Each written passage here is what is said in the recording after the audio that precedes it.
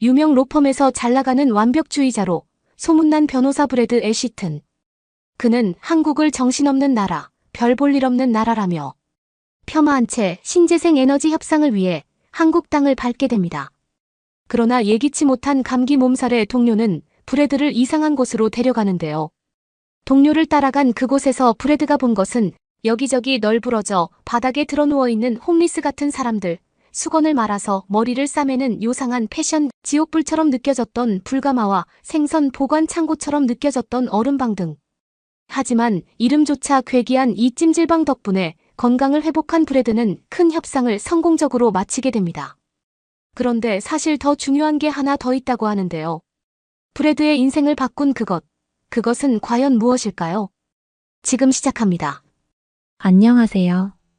저는 호주의 대형 로펌에서 일하는 브래드 애시튼이에요. 변호사가 된 지 7년 밖에 되지 않았지만 호주 로펌계에서 나름 인정받는 변호사로 살고 있죠. 특히 저는 에너지 분야 전문 법률가이고요. 제가 맡은 사건은 대부분 깔끔하게 마무리되었죠. 동료들 사이에서 제 별명은 완벽주의자예요. 물론 제 입장에선 그 말이 칭찬처럼 들렸지만 어쩌면 저 말 안에는 저를 고지식하다고 비아냥거리는 뉘앙스도 담겨 있다는 걸 저도 잘 알고 있죠. 하지만 저는 고지식한 게 아니라 제가 그들보다 월등히 완벽한 거라고 생각해요. 그래서 저처럼 완벽하지 못한 다른 변호사들이 저를 시기해서 그런 생각을 할 수도 있다고 너그럽게 이해를 하고 있어요. 저의 아침은 늘 똑같답니다. 매일 오전 6시 45분에 집을 나서서 7시에 근처 카페에 들러서 에스프레소를 한 잔 마시죠. 거의 10년째 변함없는 주문이죠. 그런데 뜨거운 걸 별로 좋아하지 않아서 온도는 정확하게 70도에 맞춰달라고 하죠.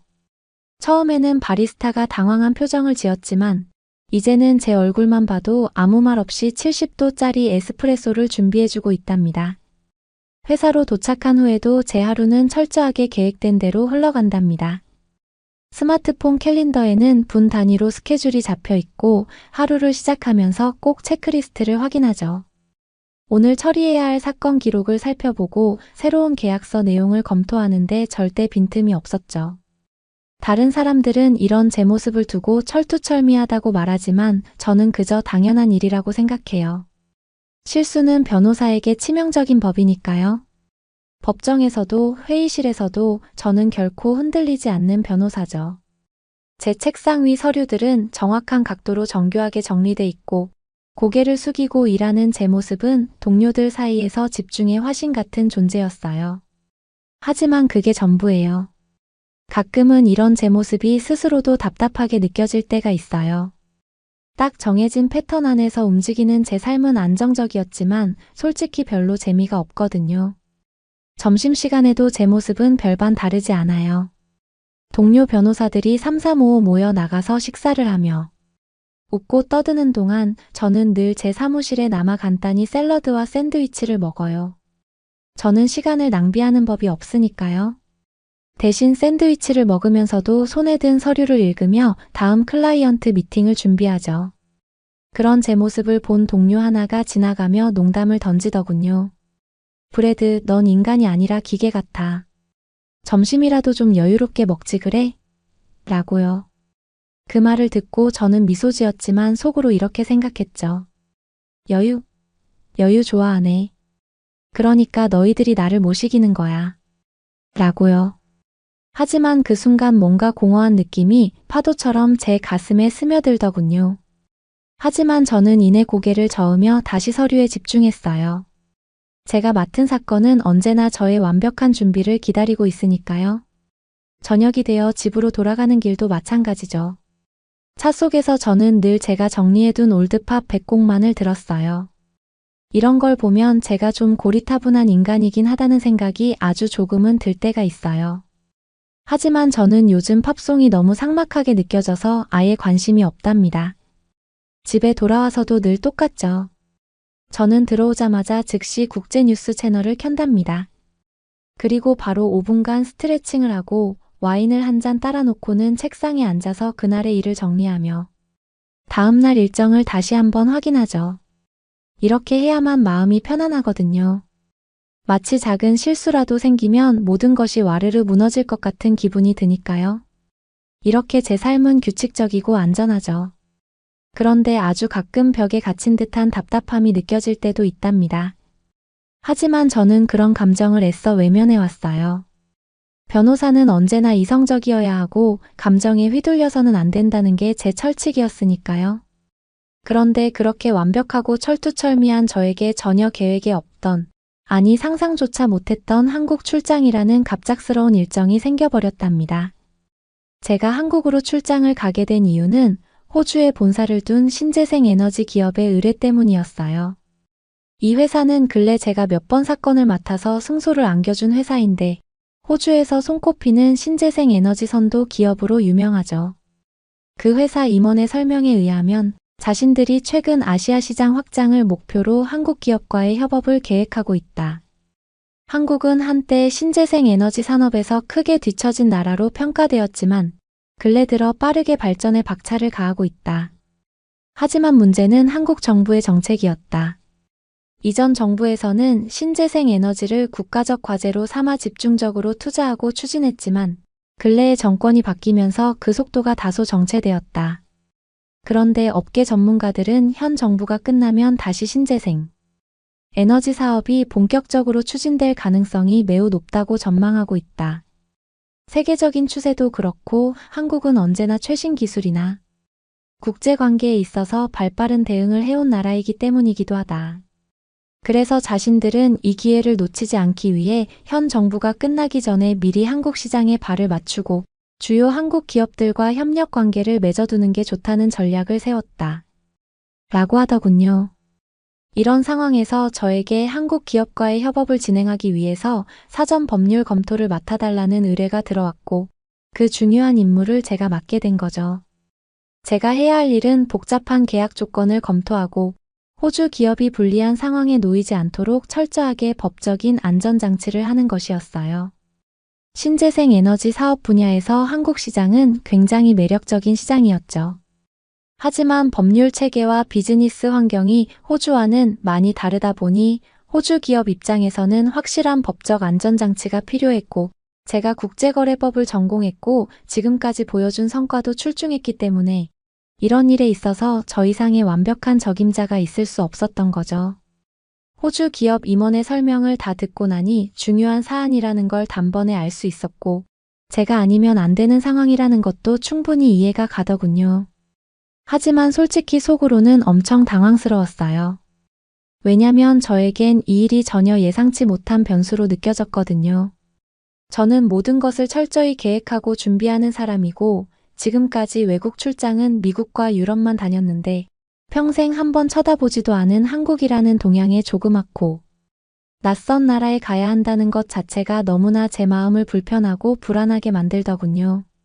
사실 저는 몇 년 전까지만 해도 한국이 베트남과 같은 사회주의 국가라는 잘못된 지식까지 가지고 있었어요. 전쟁과 분단의 역사가 좀 비슷해서 헷갈린 것 같긴 하지만요. 그런데 근래에 워낙 국제뉴스에서 한국이 많이 나오다 보니 제가 잘못 알고 있다는 걸 알았죠. 한국 출장 얘기를 들으니 제 머릿속에 떠오르는 한국에 대한 이미지는 솔직히 좋지 않았어요. 제가 아는 한국은 최근 들어 빠르게 성장하는 경제와 기술, 그리고 어디선가들은 정신없이 바쁜 나라라는 이미지뿐이었죠. 뉴스에서 본 서울의 빽빽한 거리와 휘황찬란한 네온사인들은 오히려 복잡하고 과장된 느낌을 줬어요. 게다가 한국 사람들이 일에 대한 열정이 강하다는 이야기도 들었는데 그건 제 기준으로는 보면 열정이라기보다는 집착적인 모습으로 비쳤어요. 저처럼 체계적이고 안정되게 일을 하는 게 아니라 그냥 닥치는 대로 죽자 살자 일하는 개미들처럼 보여거든요. 심지어 한국 사람들은 일요일에도 일을 하고 새벽에도 일을 한다는 얘기도 들어서 알고 있었죠. 저는 평일에는 열심히 해도 일요일에는 완벽하게 휴식을 취하는 사람이거든요. 그래서 저에게 한국 사람들은 너무 극성스런 사람들이라는 생각이 떠올랐어요. 전쟁의 공포 때문에 또다시 북한과의 전쟁이나 경쟁에서 질까봐 죽도록 앞만 보고 달려가는 경주견처럼 느껴졌죠. 또 한국 문화에 대한 선입견도 있었어요. 예를 들어 한국의 회식 문화나 직장 내 상명하복 같은 이야기를 듣고는 고개를 절레절레 흔들었던 적이 있어요. 왜 일을 끝내고도 직장 동료들과 시간을 보내야 하지? 라는 생각이 들면서 그런 문화가 전혀 이해가 되지 않았거든요. 업무와 사생활의 경계는 철저히 지켜져야 한다는 게 저의 오랜 신념이었으니까요. 그런 면에서 한국의 문화는 저에게 굉장히 거추장스럽고 답답하게 느껴졌어요. 게다가 음식에 대한 걱정도 있었죠.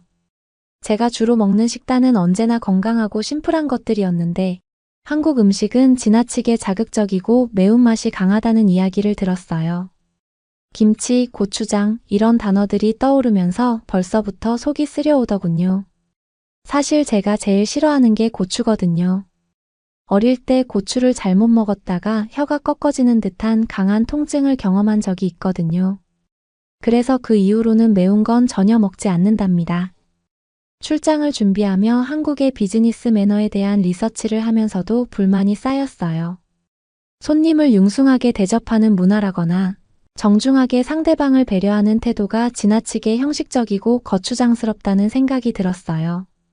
저는 업무는 간결하고 논리적으로 진행되어야 한다고 믿기 때문에 이런 예의와 절차들이 비효율적으로 느껴졌죠.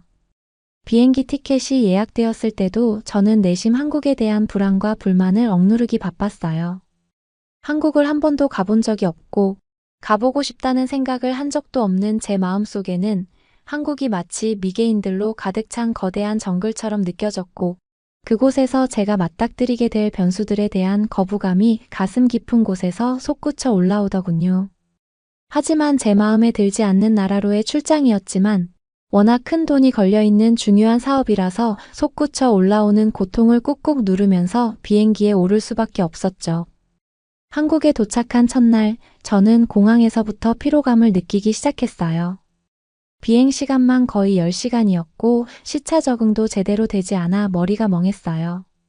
거기에 11월 한국의 날씨는 예상보다 훨씬 더 추웠어요. 호주에서 가져온 얇은 코트 하나로는 도저히 버틸 수 없는 한기가 피부를 파고들었죠. 저는 코트를 여미며 이렇게 추울 줄 알았으면 두꺼운 외투라도 챙길 거라고 후회했죠. 도착하자마자 준비된 차를 타고 한국 기업의 본사로 향했어요. 일정은 타이트했고 첫날부터 협업과 관련된 간단한 논의를 해야 했거든요.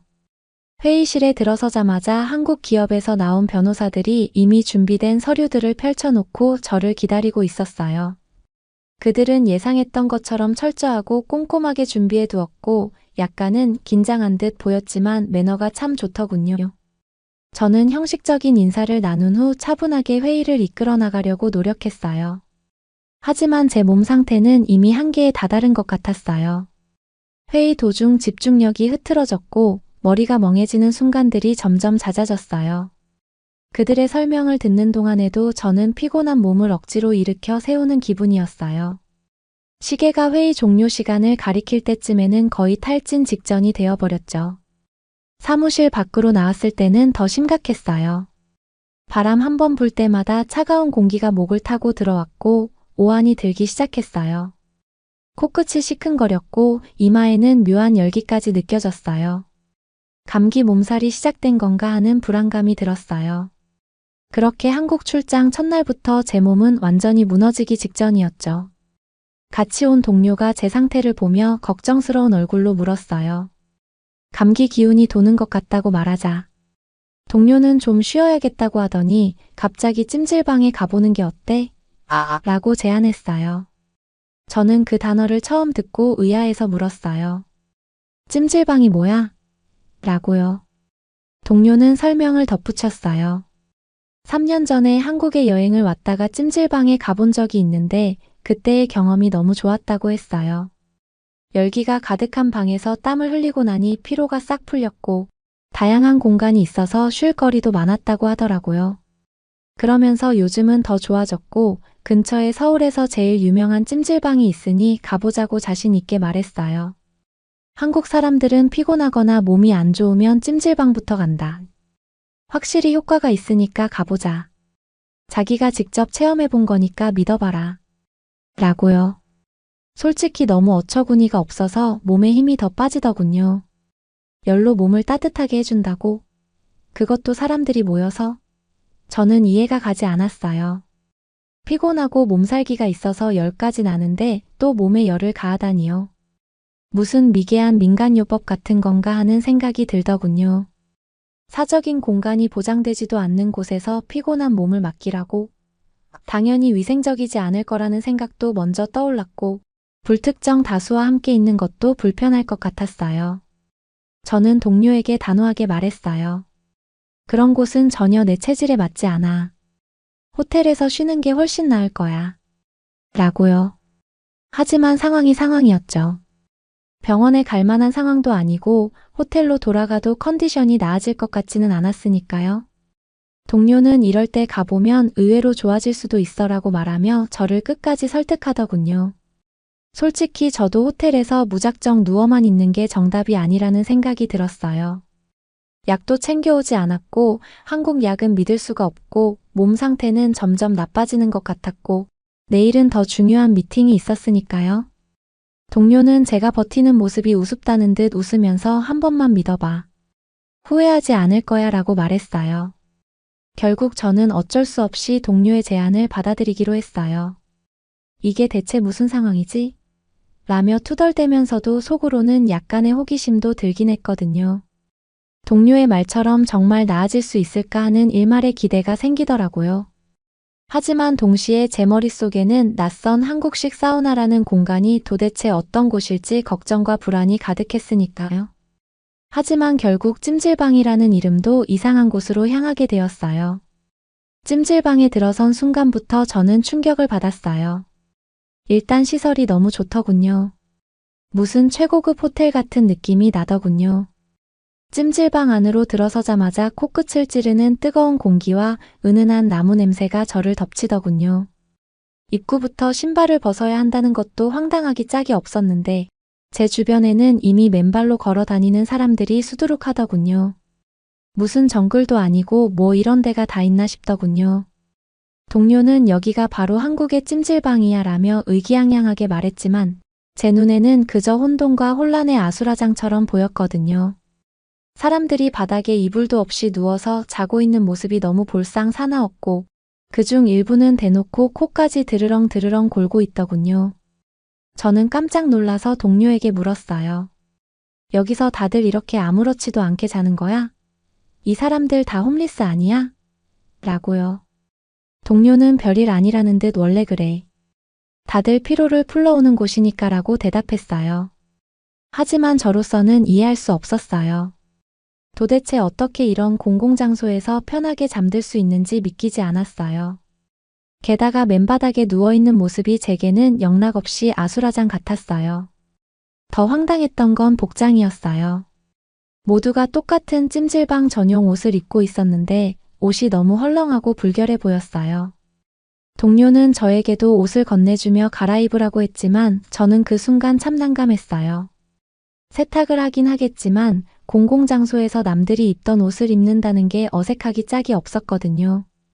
하지만 동료는 다들 입고 있으니까 신경 쓰지 말고 어서 입어봐라며 재촉했고 저는 어쩔 수 없이 따라갈 수밖에 없었어요.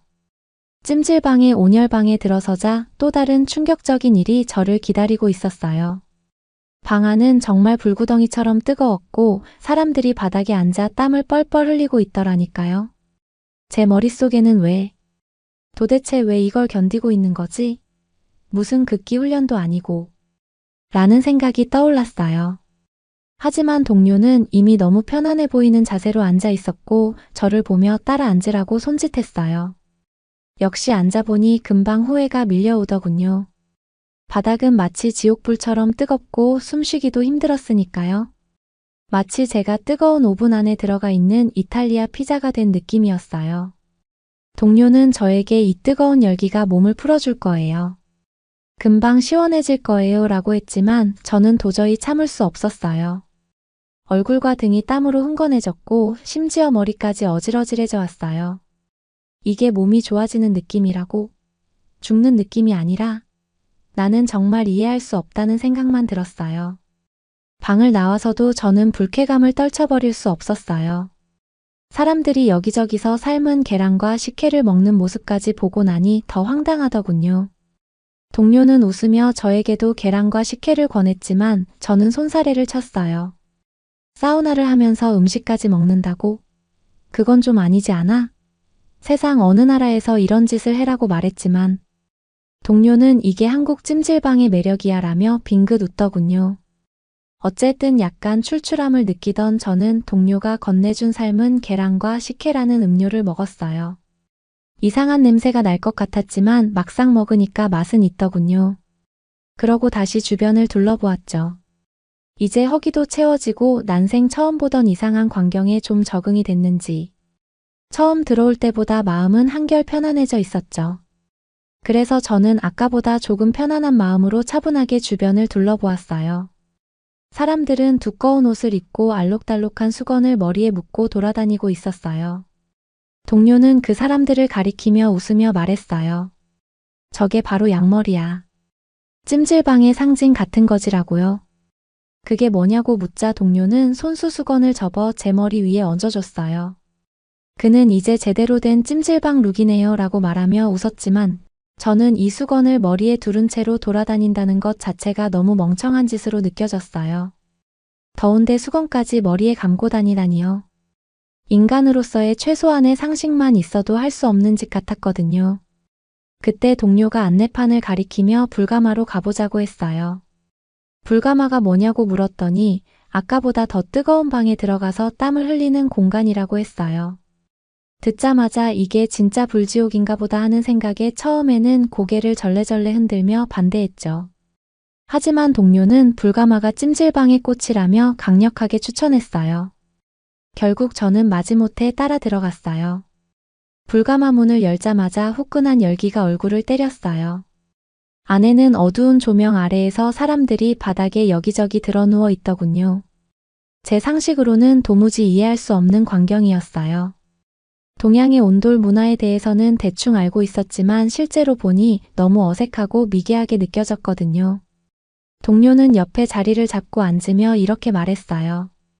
여기서 몸을 풀고 땀을 빼면 정말 시원해져. 누워봐. 어색한 마음을 억누르고 마지못해 나무 바닥에 등을 붙였어요. 뜨끈한 열기가 등을 타고 올라오더군요. 처음엔 너무 뜨거워서 제대로 누워있을 수 없었지만 동료는 이게 다 몸에 좋은 거라고 말했어요. 주위를 둘러보니 몇몇 사람들은 아무렇지 않게 잠들어 있거나 대화를 나누고 있었어요. 저 혼자만 이 열기를 버티지 못하는 것처럼 느껴졌어요. 그렇게 10분도 되지 않아 밖으로 나왔지만 불가마의 열기 때문인지 몸이 살짝 가벼워진 것 같았어요. 하지만 여전히 낯선 환경에 적응하기는 힘들었어요. 동료는 저를 보며 웃으며 말했어요. 이제 겨우 시작이야. 찜질방의 진짜 매력은 아직 많이 남아있다니까. 라고요. 저는 그 말을 들으며 이곳에서 도대체 어떤 경험을 더 하게 될지 궁금하면서도 살짝 두려워지기 시작했어요. 불가마에서 나와 잠시 숨을 돌리자 동료가 저를 데리고 찜질방의 또 다른 공간으로 안내했어요. 그곳은 조금 더 현대적이고 아늑한 느낌이었는데 작은 방들이 여러 개 늘어서 있었고 사람들이 각기 다른 방법으로 휴식을 취하고 있었죠. 동료는 이곳이 한국 찜질방의 진짜 매력을 보여주는 공간이라며 하나하나 설명해 줬어요. 가장 먼저 향한 곳은 소금방이었어요. 방 안은 하얀 소금으로 뒤덮여 있었고 공기마저 깨끗하고 상쾌했어요. 소금으로 뒤덮인 방이라니. 제가 살다가 이런 방을 보리라고는 꿈에도 생각하지 못한 일이었죠. 그래서 속으로 혹시 냉장고가 없던 옛날의 생선이나 육고기를 보관하던 그런 창고에서 유래한 건 아닐까 하는 생각도 들더군요. 그런데 동료는 소금방의 공기가 호흡기 건강에 좋다고 말했어요. 그 말을 듣고 코를 느껴보니 실제로 코가 뻥 뚫리는 느낌이 들었고 마치 바닷가에 온 것처럼 숨쉬기가 편안하더군요. 몇 년 전에 가본 일본 온천의 증기. 사우나와 비교해봐도 여기 공기가 몇 배는 더 쾌적하고 깔끔하다는 느낌이 들더군요. 그 다음은 황토방이었어요. 방 안은 따뜻한 황토 내음이 가득했고 천장까지 황토로 둘러싸여 있었어요. 동료는 황토가 피로 회복과 독소 배출에 효과적이라고 설명했어요. 바닥에 누워보니 온기가 천천히 몸을 감싸면서 뭉친 근육들이 풀리는 것 같았어요. 또 이상하게 마음도 차분하고 편안해지더군요. 일본의 온천에서 목욕을 하며 몸을 푸는 경험도 나쁘지 않았지만 이곳처럼 누워서 몸과 마음을 동시에 편안하게 하는 공간은 처음이었어요. 특히 한 공간에 여러 사람이 집단적으로 드러누워 휴식을 취하는 분위기가 처음에는 너무 이상했는데 시간이 갈수록 오히려 더 편안하게 느껴지기도 하더군요. 이어서 동료는 얼음방도 보여줬어요. 불가마나 황토방에서 몸이 뜨거워진 사람들은 이곳에 들어와 열을 식힌다고 했어요. 불도 있고 얼음도 있고 세상에 무슨 이런 일이 다 있지? 하는 생각이 들었지만 안에 들어가니 금세 한기가 느껴졌고 차가운 공기가 몸을 식혀주면서 정신이 굉장히 맑아지는 기분이 들더군요. 그렇게 동료를 따라다녀 보니 한국 찜질방이 단순히 몸을 데우는 공간이 아니라는 것을 깨달았어요. 이곳은 피로를 풀고 몸과 마음을 동시에 힐링하는 완벽한 휴식처였어요. 일본 온천이 단순히 물에 몸을 담그는 정적인 경험이라면 한국 찜질방은 몸과 공간이 조화를 이루며 다양한 경험을 제공하는 다채로운 문화였어요. 그리고 무엇보다 실내에서 즐길 수 있기 때문에 날씨와 상관없이 편하게 찾을 수 있다는 점도 큰 장점이었어요. 그렇게 처음에는 낯설고 어색했던 찜질방이 어느새 마음을 풀어주는 힐링 공간이 되어가고 있었어요. 저는 자신도 모르게 이곳의 묘미를 조금씩 알아가고 있었어요. 잠시 쉬고 나니 동료가 이번에는 찜질방의 특별한 재미를 보여주겠다며 저를 데리고 이곳저곳을 돌아다녔어요. 이제 제법 활기를 되찾은 덕에 궁금한 마음도 들었어요. 한국 찜질방이 이렇게나 다양한 공간을 갖춘 줄은 꿈에도 몰랐거든요. 제가 가장 놀랐던 건 만화방이었어요. 저는 이곳이 정말 사우나가 맞는지 다시 한번 의심했어요. 방 안에는 소파와 매트가 깔려 있었고 벽에는 수백 권의 만화책과 잡지가 빼곡히 꽂혀 있었어요. 여기서도 사람들이 또 바닥에 누워서 책을 읽거나 졸고 있는 모습이 보였어요. 마치 어디 가나 사람들이 바닥에 붙어 있는 희한한 문화라는 생각이 들더군요. 동료는 여기서 한두 시간쯤 누워 책을 읽다 보면 시간 가는 줄 모른다고 하더군요. 저는 사우나에 와서 책을 읽는다는 발상 자체가 저에게는 충격적이었어요. 저는 속으로 여기가 휴식의 끝판왕이구나라는 생각이 들었죠. 다음으로 간 곳은 안마 의자 코너였어요. 줄지어 늘어선 고급 안마 의자들이 저를 맞이했어요. 사람들이 의자에 몸을 맡기고 눈을 감고 있는 모습을 보니 마치 작은 낙원처럼 느껴졌어요. 동료는 저에게도 체험해보라며 동전을 건넸어요. 저는 마지못해 의자에 앉아보았는데 의자가 목부터 발끝까지 지그시 눌러주며 피로를 풀어줬어요. 예상보다 훨씬 만족스러워서 제 어깨에 쌓인 긴장이 조금씩 풀리는 게 느껴졌어요. 동료가 웃으며 저렴한 가격에 이런 호사를 누릴 수 있는 곳이 또 있겠냐라고 말했어요. 저도 모르게 힘차게 고개를 끄덕이고 있었어요. 그뿐만이 아니었어요. 사람들이 우르르 몰려가는 곳을 따라가 보니 작은 오락실이 있었어요. 게임기에서 나오는 익숙한 전자음이 들리자 저는 순간 어린 시절의 오락실이 떠올랐어요. 어떤 사람들은 농구 게임을 하며 웃고 있었고 다른 사람들은 레이싱 게임에 열중하고 있었어요. 동료는 저에게 한국 사람들은 찜질방에서 가족 단위로 온종일 시간을 보내곤 한다고 설명하더군요. 그 말을 들으니 저 역시 여기서라면 하루 종일 놀아도 질리지 않겠어라는 생각이 들더군요. 그리고 또 인상적이었던 건 사람들이 잠을 자는 휴식 공간이었어요. 역시 드넓은 방에 사람들이 다닥다닥 모여 누워 있었는데 누군가는 깊이 잠들어 있고 다른 누군가는 나지막이 이야기를 나누고 있더군요. 처음에는 역시 너무 홈리스들처럼 보여서 너무 불편하고 어색하게 느껴졌어요. 하지만 제가 막상 그곳에 누워보니 바닥의 온기가 온몸을 포근하게 감싸안는 것처럼 전해져서 금세 몸이 노곤해지고 마음의 평화의 기운이 몰려오더군요. 비싼 요금을 내지 않아도 이렇게 따뜻함과 평화로움을 느낄 수 있다는 게 정말 신기하다는 생각이 들더군요. 마지막으로 동료는 매점으로 저를 이끌었어요. 거기엔 팥빙수, 떡볶이, 심지어 라면까지 있었어요. 동료는 라면이 찜질방의 인기 메뉴라며 직접 주문했어요. 김이 모락모락 나는 라면 한 그릇이 나오자 저는 그 자리에서 웃음을 터뜨리며 말했어요. 여기서 라면까지 먹을 줄은 몰랐네라고요. 찜질방에서 파는 라면을 먹어보니 진하고 따뜻한 국물이 피로를 말끔히 씻어주는 느낌이 들었어요. 이 모든 경험이 저에게는 너무나도 생소하면서도 신선한 경험이었어요. 찜질방은 단순히 흔해 빠진 사우나가 아니라 사람의 몸과 마음을 온전히 풀어주고 소소한 즐거움까지 더해주는 완벽한 휴식처 같은 공간이었어요. 저는 그제야 한국 사람들이 왜 찜질방을 찾는지 충분히 이해할 수 있게 되었어요. 호주로 돌아온 첫날, 공항에 도착하자마자 익숙한 공기와 풍경이 다시 눈에 들어왔어요. 하지만 몸과 마음은 유체이탈처럼 여전히 한국의 찜질방에 남아있는 듯한 묘한 기분이 들더군요. 평소처럼 사무실에 출근했지만 책상 앞에 앉자마자 제일 먼저 떠오른 건 찜질방에서 마셨던 시원한 식혜와 저의 온몸을 달구던 뜨끈한 불가마였어요. 분명 습관처럼 완벽하게 업무를 시작해야 하는데 제 머릿속은 온통 한국의 찜질방에서 겪었던 놀라운 경험이 계속 떠올라서 업무에 집중할 수가 없더군요. 점심시간에 동료들이 출장 잘 다녀왔냐고 묻기 시작했어요. 저는 무심코 한국식 사우나인 찜질방에 대해 얘기했어요. 처음에는 짧게 설명하려고 했지만 말이 계속 길어지더군요. 시차 적응 때문에 피곤해서 억지로 갔던 찜질방에서 오히려 피로가 풀렸다는 이야기부터 시작해서 황토방과 소금방 같은 신기한 공간들, 그리고 잊을 수 없는 삶은 계란과 식혜까지 말해주었죠. 동료 중 한 명은 웃으며 물었어요. 그래봤자 그냥 사우나 아닌가요? 라고요. 저는 발끈했어요. 뭐라고? 그냥 사우나? 저는 조금 흥분한 듯 설명을 이어갔어요. 한국 찜질방은 단순히 몸을 데우는 곳이 아니다. 그 안에 작은 세상이 있다. 그것은 힐링과 즐거움을 주는 하나의 탁월한 문화다. 전 세계에 이런 훌륭한 사우나 문화는 없다. 라고요. 동료들은 그게 그렇게 특별하냐며 고개를 갸웃했지만 제 이야기에 약간 흥미를 느끼는 눈치였어요. 퇴근 후 집에 돌아와도 마찬가지였어요.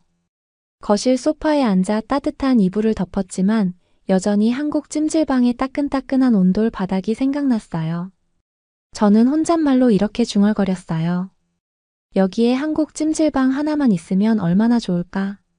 밤이 되어도 한국 출장에서의 기억이 떠올라 잠이 오지 않았어요. 불가마에서 나와 땀을 닦고 마셨던 식혜의 짜릿한 시원함이 계속 생각났어요. 그리고 피식 웃음이 나왔어요. 처음엔 왜 사람들이 그런 곳에 가는지 전혀 이해를 못했는데 결국 제가 그곳에서 가장 크게 힐링을 얻고 왔다는 사실이 우습게 느껴지더라고요. 한국 출장에서 돌아온 후 저는 의도치 않게 한국 찜질방 전도사가 되어버렸어요. 처음에는 동료들에게 가볍게 얘기했을 뿐이었는데 어느새 주변 사람들 모두가 제 입에서 나오는 찜질방 이야기에 귀를 기울이기 시작했어요. 주말에 친구들과 만나 커피를 마시며 한국 이야기가 또다시 나왔어요. 친구 중 한 명이 호기심 가득한 얼굴로 물었어요. 그래서 그 찜질방이 뭐가 그렇게 대단하다는 거야? 저는 잠시 숨을 고르고 다시 한국 찜질방의 매력을 하나하나 설명하기 시작했어요. 먼저 불가마부터 이야기했어요. 섭씨 60도에서 80도까지 올라가는 방에 들어가 땀을 흘리는 경험이 얼마나 개운한지 말했어요. 몸속에 노폐물이 빠져나가는 기분이었다. 그것은 마치 인간을 재활용해서 부활되는 것과 같은 느낌이다. 너도 새 사람이 되려면 꼭 한번 가봐야 해. 라고요. 그러니 친구들은 웃음을 터뜨렸어요. 한 친구는 반신반의하며 말했어요. 그런데 그렇게 더운 방에서 오래 버틸 수 있어? 저는 당당하게 말했어요. 생각보다 견딜만해.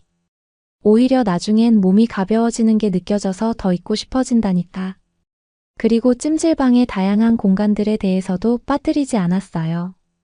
황토방, 소금방, 얼음방까지 온도와 환경에 따라 완전히 색다른 경험을 제공한다고 설명했어요. 심지어 얼음방에 들어가면 한여름에도 한기가 느껴질 정도야. 찜질 후에 그곳에 가서 몸을 식히면 정말 상쾌해. 제 말에 친구들은 놀라워하며 서로의 얼굴을 쳐다봤어요. 그날 이후로 저는 주변 사람들을 볼 때마다 찜질방 이야기를 자주 꺼내게 되었어요. 누군가는 신기해했고 누군가는 반신반의했지만 모두가 호기심을 갖고 한국식 사우나인 찜질방에 대해 질문을 던졌어요. 저는 마치 한국 찜질방 홍보대사가 된 것처럼 설명을 이어갔고, 그럴 때마다 엄청난 괴로움이 밀려왔어요. 찜질방에서의 제 경험이 다시금 생생하게 떠올라서 다시 가고 싶었거든요.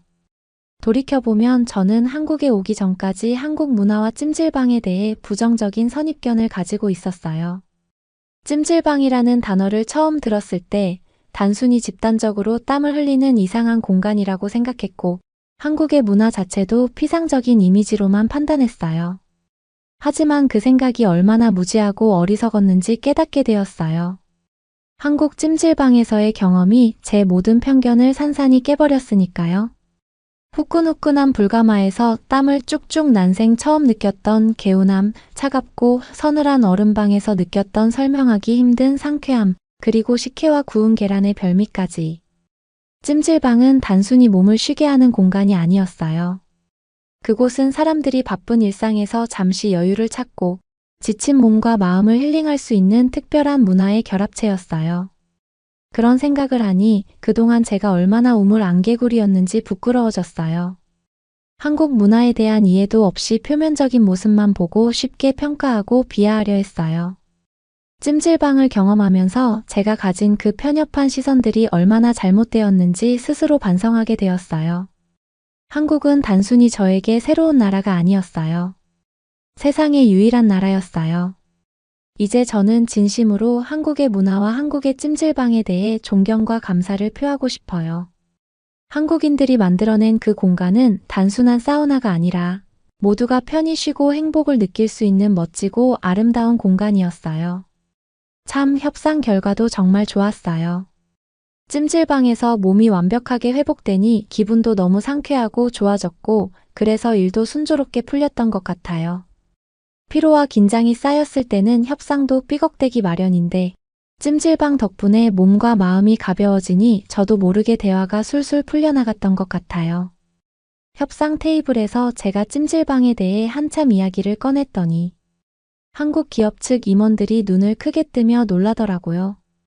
그러더니 곧 웃음을 터뜨리며 정말 즐거워했어요. 호주 변호사가 한국 찜질방에 빠진 건 처음 본다라며 농담 섞인 말을 하기도 했지만, 그런 분위기 덕분에 협상은 한층 더 부드럽고 긍정적으로 흘러갔어요. 함께 웃으며 대화의 결이 맞아떨어진 순간 문득 한국에서의 경험이 제게 얼마나 큰 행운이었는지 다시 한번 크게 실감했어요. 이제 3개월 후에 2차 협상을 위해 다시 한국에 오기로 일정이 잡혔어요. 그때도 당연히 찜질방에 갈 생각이에요. 이번에는 스스로 계획을 세우고 여유 있게 시간을 보내리라 마음먹었어요. 그럴 리는 없겠지만 만약 호주 기업 대표가 다른 변호사를 대신 보낸다고 하면 정말 화가 날 것 같아요. 한국이 아니면 전 세계 그 어디에서도 그런 힐링과 평화의 시간을 가질 수 없으니까요. 사실 고백하자면 한국에서의 찜질방 체험이 제 인생에 남긴 변화는 저런 협상보다 100배, 1000배는 더 가치 있는 거였어요. 한국 출장 전까지 제 삶은 완벽함만을 추구하는 꽉 막힌 틀 속에 갇혀 있었어요. 변호사라는 직업 때문이었는지 모든 일에 결점이 없어야 한다고 믿었죠. 하루하루는 규칙적이었지만 딱딱하고 제게 주어진 시간은 철저하게 통제되고 있었어요. 제가 쉬는 시간조차 업무를 위한 준비였고, 휴식은 그저 효율을 높이기 위한 수단일 뿐이었어요. 지금 돌이켜보면 그건 살아간다기보다는 기계처럼 굴러가는 삶이었어요. 하지만 한국의 찜질방이 제 삶을 완전히 바꿔버렸어요. 처음에는 반신반의하며 따라갔지만 그곳에서 제가 처음 느낀 건 제 몸과 마음이 제 생각보다 더 무겁게 지쳐 있었다는 사실이었어요. 하지만 뜨끈한 황토방 바닥에 누워있는데 제 몸속 어딘가에 쌓여있던 긴장과 스트레스가 서서히 녹아내리는 기분이 들었어요. 그동찬 차갑게만 살아온 제 심장이 따뜻한 온기 속에서 다시 살아 숨쉬는 기분이라고나 할까요? 찜질방의 따뜻하고 평화로운 분위기 속에서 땀을 흘리며 한참을 앉아있다 보니 모든 걸 완벽하게 해야 한다는 강박이 얼마나 하찮은지 깨닫게 됐어요. 완벽하지 않아도 괜찮고 조금 부족해도 좋다는 자유로움이 제 안에서 움트기 시작했어요. 옆에서 아무렇지 않게 얼굴에 팩을 붙이고 잠든 사람들, 나무처럼 편안하게 바닥에 누워있는 사람들을 보며 저도 처음으로 그냥 이렇게 편안하게 나 자신으로 있어도 되는구나 하는 깨달음이 왔어요. 호주로 돌아온 후 제 일상은 확연히 달라졌어요.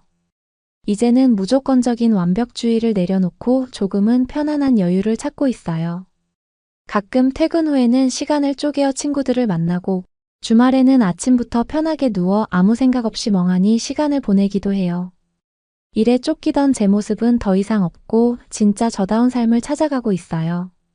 한국의 찜질방은 단순한 사우나가 아니었어요.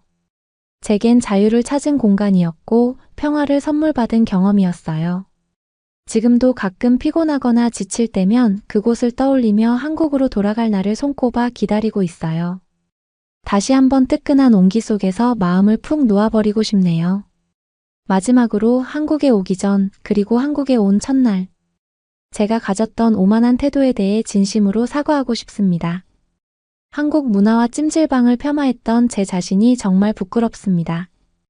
이제는 그 경험이 저에게 얼마나 값진 배움이었는지 깨달았어요.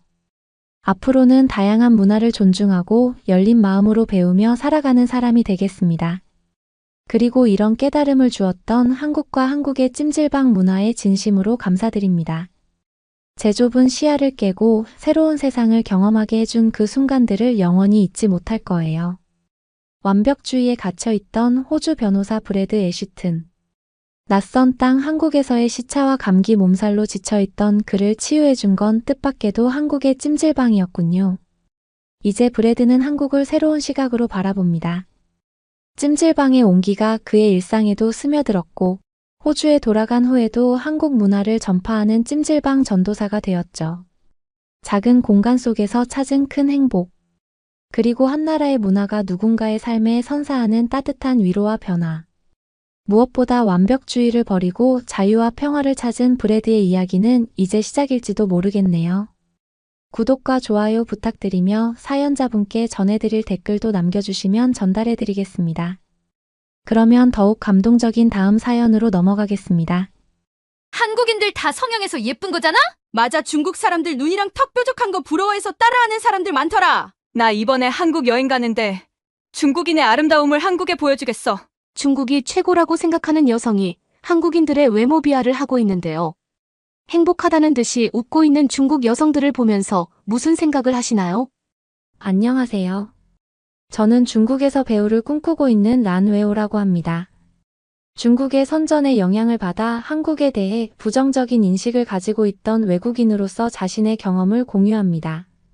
분명 2020년 코로나 전까지만 해도 중국은 꽤나 개방적인 정책으로 다양한 여행을 다닐 수 있었는데요. 저는 중학생 때 갔다 온 유럽 여행을 꿈꿨어요. 물론 관광 가이드가 다 해준 거지만 프라하의 낭만적인 거리, 밀라노의 유서 깊은 유적지의 활기찬 삶을 동경했죠. 미친 듯이 더럽긴 했어요. 하지만 유럽이라는 이유로 뭔가 프리미엄이 붙은 거죠. 그리고 저는 연예인을 꿈꾸는 사람이잖아요. 누구나 부러워하는 유럽에 가서 맛있는 것들을 먹고 예쁜 사진들을 찍어서 팔로워를 모아야 했어요. 24년이 되자마자 저는 다시 유럽 여행을 하려고 했는데요. 비자가 나오질 않았어요. 휴가 기간을 그냥 날릴 수는 없어서 한국으로 여행을 갈 수밖에 없었습니다. 아빠는 일단 가자고 했지만 저는 울고불고 난리가 났었어요. 더 어렸을 때도 갔었던 여행인데 왜 이제는 안 되는지 너무 짜증이 났거든요. 한국은 중국의 것들을 다 베끼는 나라잖아요. 중국의 GDP 성장을 보세요. 한국이 어떻게 중국을 따라올 수가 있겠어요. 그런 나라에 굳이 놀러 가야 하는 이유를 모르겠더라고요. 저는 중국이 단순한 국가가 아니라 경제 강국으로 비상하는 용이라고 생각해요. 중국이 경제적으로 성장하면서 문화적 르네상스가 심지어 꽃을 피웠어요. 한국인들은 이걸 죄다 따라하잖아요. 저는 좀 미적 감각이 있는 사람이거든요. 딱 보면 뭐가 예쁜지를 알아요. SNS만 봐도 뭐가 유행하고 예쁜 건지 알아볼 수 있죠. 그래서 한국에 갈 수밖에 없다는 걸 알았을 때 중국의 대단함을 한국에 보여주고 와야겠다고 생각했어요. 중국은 단순히 고층 빌딩을 짓는데 그치지 않고 고대 예술 전통을 되살린 나라니까요. 저는 충칭에서 과거와 현재가 조화를 이루는 가운데 우리 문화의 정체성이 되살아나는 것을 경험했습니다. 제가 이렇게 말하면 저는 공부를 못할 거라고 생각하는 사람들도 많은데요. 저는 공부도 잘하는 연예인이 되고 싶어서 공부도 열심히 했습니다. 무려 베이징 대학교를 입학까지 한 사람이에요. 지금은 입학 전에 여행을 가려고 할 뿐이고요. 저는 그래도 한국에 가는 김에 중국의 멋짐을 한국에 보여주고 와야겠다고 생각했어요. 저의 스타일과 중국의 대단함을 한국 사람들이 당연히 알아볼 거라고 생각했습니다. 대한항공 비행기에 몸을 싣자 드디어 여행의 현실이 다가왔습니다.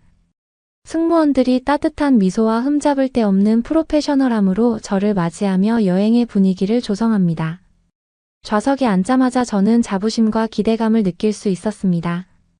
비행기가 인천으로 내려오면서 창밖으로 드넓게 펼쳐진 도시를 바라보는데 뭔가 이상했어요. 제가 생각하는 한국은 돈이 없고 시골일 거라고 생각했는데요. 비행기에서도 빛이 엄청나게 빛나고 있었어요. 현대적인 고층 빌딩과 구불구불한 강, 고요한 황해가 어우러진 풍경에 뭔가 이상함을 느꼈어요. 비행기에서 내리자 이상함은 더 강해졌는데요. 충칭의 공항보다 훨씬 더 좋았어요. 훨씬 크고 뭔가 많았어요. 심지어 저는 새벽에 도착을 해서 대중교통을 이용할 수가 없었는데요. 공항을 걷다 보니 이른 시간임에도 불구하고 꼼꼼한 정돈과 친절한 직원들의 모습이 눈에 띄었습니다. 청결 상태는 흠잡을 데 없었고 모든 것이 정리되고 관리되는 방식에서 편안한 질서 의식이 느껴졌습니다.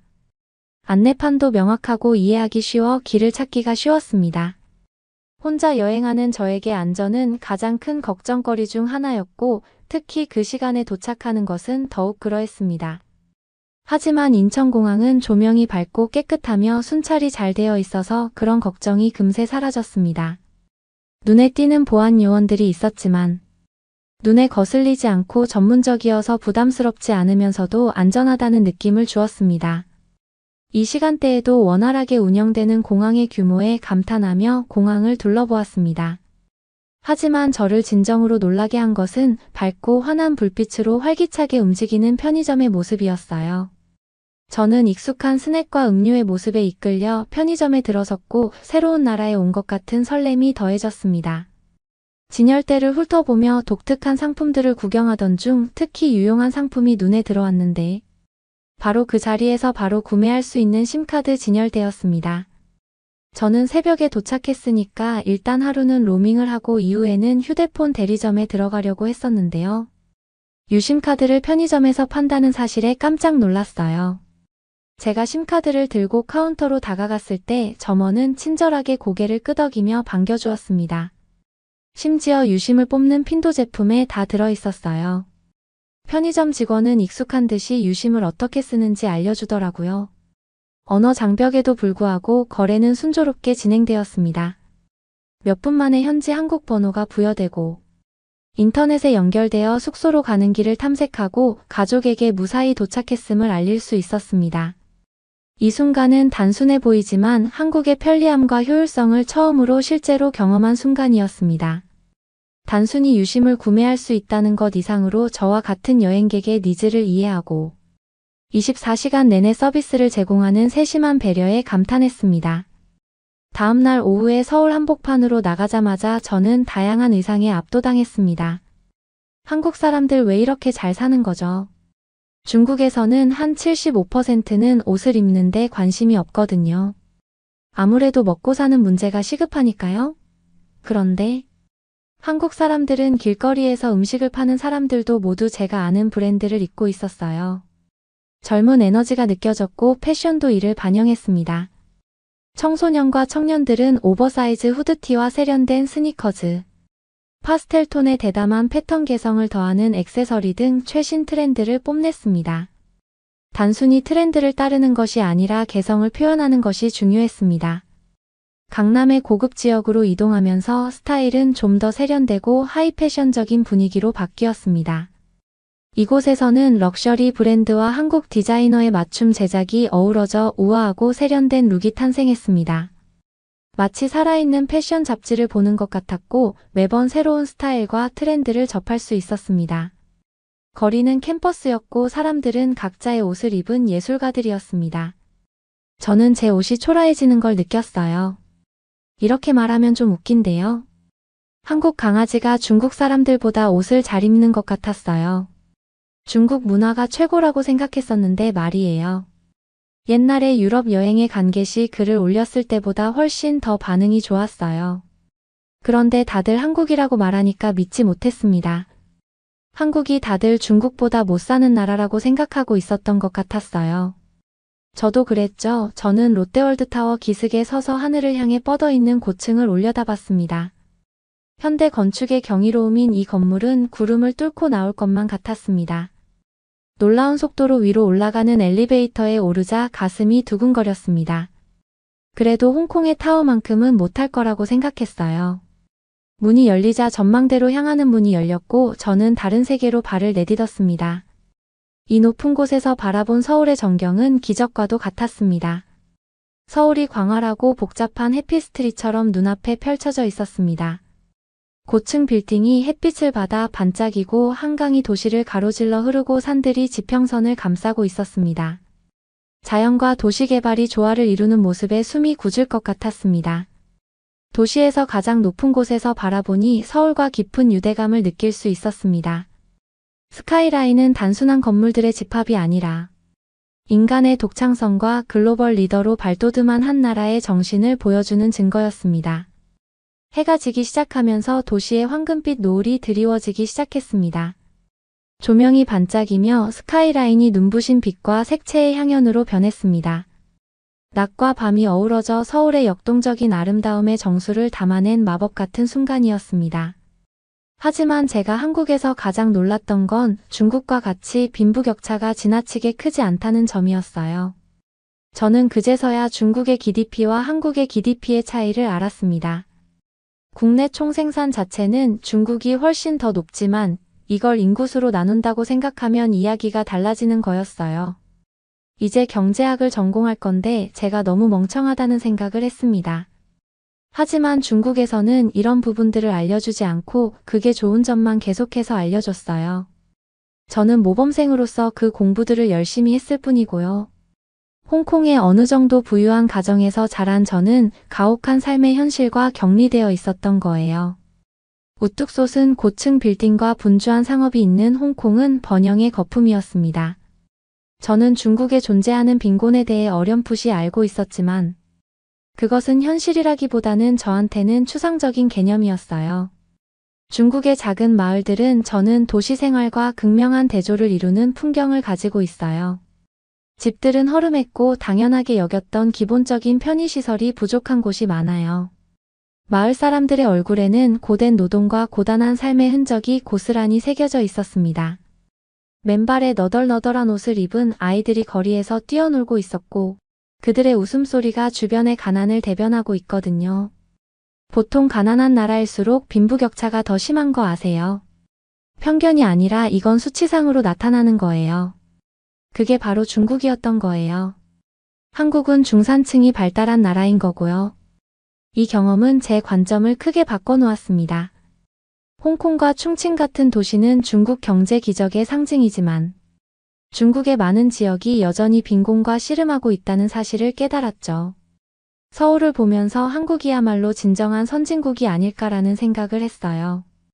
한국 길거리나 시장에서는 중국 사람들만큼 힘들어 보이는 사람들을 본 적이 없었거든요. 본인의 일을 열심히 하는 사람들 뿐이었습니다. 또 제가 놀란 점은 도시의 청결함인데요. 생각해보니까 서울에 도착한 순간부터 도시의 청결함이 바로 눈에 띄었습니다. 길거리에는 쓰레기가 거의 보이지 않을 정도로 깨끗했습니다. 붐비고 북적이는 곳에서 흔히 볼 수 있는 혼란과 난잡함을 예상하고 명동의 번화한 시장을 걸었던 기억이 납니다. 놀랍게도 이 지역은 놀라울 정도로 깨끗했습니다. 노점상들은 자신의 공간을 세심하게 관리하고 있었고 사람들은 쓰레기를 함부로 버리지 않았습니다.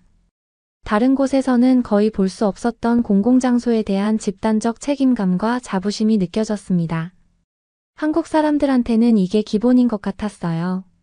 서울 시내의 여러 공원과 공공장소를 방문하면서 감탄은 더욱 커졌습니다. 시민들이 즐겨 찾는 한강공원은 청결에 대한 공동체의 존중을 보여주는 완벽한 예였습니다. 많은 방문객이 방문했음에도 불구하고 공원은 쓰레기가 하나도 없었고 모두가 아름다운 공원을 유지하기 위해 각자의 역할을 다하고 있었습니다. 중국 공원이었으면 대소변이 가득했을 거예요. 공공시설에 화장실이 제대로 되어 있지 않으니까 볼일을 보는 사람도 있을 거고 당장 자기의 욕구가 중요하니까 아무데나 볼일을 보고 떠나는 사람도 있고요. 거짓말인 것 같다고요. 저도 거짓말이었으면 좋겠네요. 하지만 가장 행복했던 건 어플 사용이었어요. 중국에 살면서 저는 인터넷 사용의 제약에 익숙해져 있었습니다. 전 세계 많은 지역에서 디지털 생활의 필수 요소로 자리 잡은 인스타그램이나 유튜브 같은 플랫폼은 제 손이 닿지 않는 곳이었습니다.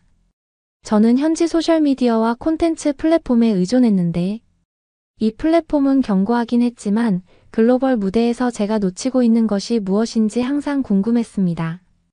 중국을 떠나는 순간 새로운 디지털 영역에 발을 내딛는 기분이었습니다. 새로운 나라에 도착하자마자 공항의 와이파이에 열심히 연결하여 인스타그램과 유튜브를 다운로드했습니다. 인스타그램을 처음 열었을 때 저는 생생한 이미지와 해외에 사는 친구들의 이야기, 세계의 삶과 문화를 엿볼 수 있는 콘텐츠의 홍수에 놀랐습니다. 유튜브는 완전히 다른 세계였습니다. 갑자기 전 세계 곳곳에 음악, 다큐멘터리, 브이로그, 교육 콘텐츠 등 끝없이 쏟아지는 동영상을 접할 수 있게 되었죠. 압도적이면서 동시에 흥미진진했습니다. 저는 몇 시간 동안 콘텐츠를 탐색하며 얼마나 많은 콘텐츠가 있는지 얼마나 쉽게 액세스할 수 있는지에 감탄했습니다. 가장 인상 깊었던 것은 이러한 플랫폼에서 표현의 자유가 보장된다는 점이었습니다. 사람들은 자신의 삶과 의견 예술을 자유롭게 공유했습니다. 정보와 아이디어의 자유로운 흐름은 이전에는 경험하지 못했던 것이었고 엄청난 해방감을 느꼈습니다. 인스타그램을 통해 오랜 친구들을 다시 만나는 기쁨은 정말 컸습니다. 중국에서의 생활에 대한 사진과 이야기를 공유하며 잃어버린 시간을 되찾았습니다. 유튜브를 통해 새로운 관심사를 발견하고 제가 흥미를 느낄 줄 몰랐던 주제에 대해 배웠습니다. 새롭게 찾은 디지털 자유는 제 일상을 크게 변화시켰습니다. 글로벌 이벤트에 대한 정보를 더 많이 접하고 전 세계의 친구 및 가족과 더 많이 소통하고 다양한 관점과 문화를 더 많이 접하게 되었습니다. 마치 완전히 새로운 세상이 저에게 열린 것 같았습니다. 중국을 떠나 이러한 플랫폼에 접속할 수 있게 된 것은 단순한 소셜미디어가 아니라 글로벌 커뮤니티와 연결되는 것이었습니다. 디지털 자유가 개인의 성장과 학습 국경을 초월한 관계 구축에 얼마나 중요한지 깨닫게 되었습니다. 제가 얼마나 억압된 환경에서 자라왔는지 새삼 느껴졌어요. 제가 억압된 환경에서 자랐구나를 또 느낀 계기가 있었는데요. 제가 지금까지 한국 가수들이 중국 가수들을 따라하는 거라고 생각했는데요. 유튜브를 자유롭게 보니까 다 날짜상으로 중국 가수들이 따라한 거더라고요. 유튜브로 신나게 K-팝 뮤직비디오를 보다가 중국 연예인들과의 차이를 알았어요. 머리색이 엄청나게 다양했어요. 금발뿐만이 아니라 보라색, 분홍색, 초록색까지도 있었어요. 제가 이 부분에 왜 의아함을 느꼈냐면요. 중국 연예인들은 머리색이 화려하면 안 되거든요. 거짓말이 아니라 진짜예요. 금낭령이라고 해서 남자가 여자처럼 보이면 안 된다는 얘기예요. 그래서 피어싱도 금지, 화려한 머리색도 금지시키는 거예요. 잘 보시면 한국에서 넘어간 중국 아이돌들도 다 중국에 갈 때는 염색을 하고 나올걸요. 가발도 아니고. 다들 염색까지 해야 중국 방송에 나올 수 있더라고요. 근데 이게 진짜 여자 같다는 거랑 사회랑 무슨 상관인지. 이러한 유명인들의 다양한 헤어 컬러는 단순한 패션을 넘어 개성과 자기 표현을 중시하는 문화를 반영하는 것이었습니다. 연예인 지망생으로서 저는 너무 부러움이 느껴졌어요. 한국에서는 헤어 컬러가 자연스러운 스펙트럼에 머무르는 경향이 있었는데 그런 대담한 실험을 보면서 놀랍기도 하고 영감을 받기도 했습니다. 외모를 통해 자신을 표현하는 방식과 한국 대중문화에서 미의 기준을 탐구하고 재정의 하는데 얼마나 많은 자유가 있는지 생각하게 되었습니다. 그러면 더욱 재미있는 다음 사연으로 넘어가겠습니다. 야, 한국 애들 수학만 잘하는 거 아니었어? 왜 미술도 잘해 독일의 한 고등학교. 한국 학생을 보면서 다들 놀라움을 금치 못하는데요. 수학을 잘 안다는 건 워낙 알려진 일이지만 미술을 잘 안다는 건 무슨 일일까요? 안녕하세요. 저는 독일에서 패션 브랜드를 런칭할 준비를 하고 있는 레인이라고 합니다. 아버지가 독일에 가서 살아야 한다고 말씀하시던 날을 기억합니다. 저는 정말 절망밖에 없었어요. 한국에서도 공부를 더럽게 못하는 제가 독일에 간다고 어떻게 살 수 있겠어요? 저는 중학교 3학년 때 독일로 가게 된 거예요. 저는 영어도 중학교 3학년 수준밖에 못했어요. 아빠한테 저만 할머니랑 한국에 있겠다고 빌었는데요. 아빠는 꿈쩍도 안 하셨어요. 번화한 거리, 활기찬 시장, 편안한 길거리, 음식 냄새 등 저에게 익숙한 서울을 떠나 낯선 곳으로 떠난다는 것은 두려움밖에 없었어요. 서울방 한 구석에 자리 잡은 작은 책상에 앉아 외국어처럼 보이는 방정식과 숫자로 낙서된 교과서와 종이에 둘러싸여 있습니다. 시계바늘은 매 순간 수학과의 싸움을 상기시키며 흘러갔습니다. 항상 어렵게만 느껴지던 수학이 요즘은 넘을 수 없는 벽처럼 느껴집니다. 친구들은 수학 문제를 쉽게 풀고 특히 친형인 준호 형은 저를 도와주려고 노력하는 것 같아요. 형은 연습의 문제일 뿐이라고 말하지만 저에게는 모르는 언어로 된 책을 읽으려는 것과 같습니다. 수학하면 할수록 좌절감만 커지죠. 부모님 모두 회계사세요. 독일 회계사 자격증을 따고 두 분 다 독일에서 일할 기회를 얻으신 거죠. 왜 저만 수학을 못하는지 도통 이해할 수가 없었죠. 한국 가정에서 흔히 기대하는 우수한 학업 성적을 원하십니다. 부모님은 저희 고군분투를 이해하지 못하십니다. 제가 수학 수업 시험 숙제 하나하나가 얼마나 두려운지 모른 채 노력을 안 해서 그렇다고 말씀하시죠. 학교에서 저는 수학 수업이 다가올수록 두려움을 느낍니다. 선생님은 친절하시지만 설명은 종종 제 머리 위로 날아갑니다. 저는 수학만 하면 길을 잃었어요. 외로움을 느낍니다. 선생님이 시험지를 돌려주실 때면 시험지를 덮고 있는 빨간 자국을 보며 마음이 가라앉습니다. 여정은 인천국제공항에서 장시간 비행을 하는 것으로 시작되었습니다. 비행기 창밖을 바라보며 생각에 잠겨 몇 시간을 보냈습니다. 광활한 태평양 상공을 날면서 조부모님이 들려주신 옛 한국 이야기, 회복 탄력성과 희망에 대한 이야기를 떠올렸습니다. 이 여행이 제 자신의 이야기에 어떻게 더해질지 궁금해졌습니다. 독일에 착륙하는 것은 마치 다른 세계에 발을 디딘 것과 같았습니다. 공항 도로 심지어 하늘까지 모든 것이 광활하게 보였습니다. 늘 침착한 사람인 아버지는 미로 같은 공항을 쉽게 안내해 주셨습니다. 저는 제가 가장 좋아하는 한국 과자가 담긴 작은 가방을 움켜쥐고 뒤따랐습니다. 언어도 문제였어요. 당장 학교에 다녀야 하는데 말이에요. 아버지는 유창하게 영어를 구사하셨지만 저는 어려움을 겪었습니다. 기본적인 구문은 알고 있었고 어느 정도 이해할 수 있었지만 말하기는 또 다른 문제였습니다.